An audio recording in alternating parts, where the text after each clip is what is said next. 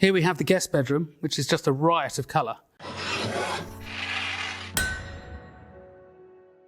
Hi, it's Todd from Todd's Workshop and Todd Cutler here. And today I'm back for the last of my films from Dover Castle.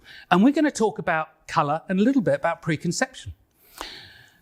Now this place is bright, it's alive, it's vibrant, it's childlike, it's primary. Were castles like this? Well, it might not be your idea of what a castle should be like, but actually the designers who put this together, Paul Patterson and Steve Brindle, really researched what the furniture in here and the colours and the hangings should be like. Looking at manuscripts, looking at documents. And they've put together what they feel, we have to admit that, what they feel the place looked like. But if you look at the manuscript pictures, they're not boring and dull. They're not like Hollywood would have you believe a castle is. They are alive, like this is alive. Really primary, really childlike. But yet, it's also wealth.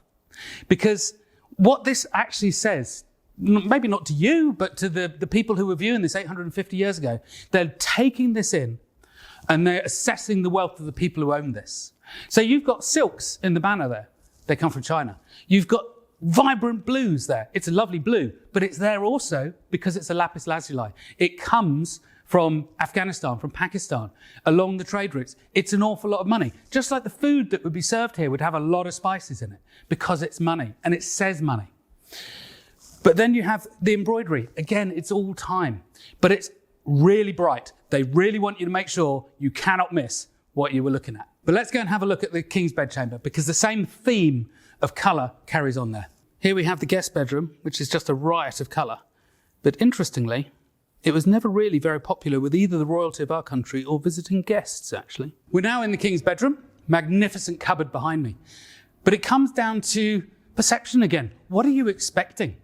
Are you expecting Castle to be grey and drab because that's what it's like in the films? Or are you expecting it to be bright and lively? These were people's homes, demonstrating their wealth and their status. They should be bright, they should be opulent. And I think Dover has absolutely nailed that. But they've nailed it in detail. They nailed it in massive things like this, and in the wall hangings as well. But just little things, like come and have a look at the King's bed.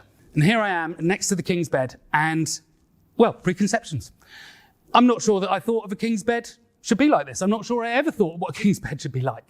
But it shouldn't be these sort of tacky bright colours, but it spells money. It shouldn't be small like this, but it has to be small because it's rope strung, otherwise it's uncomfortable.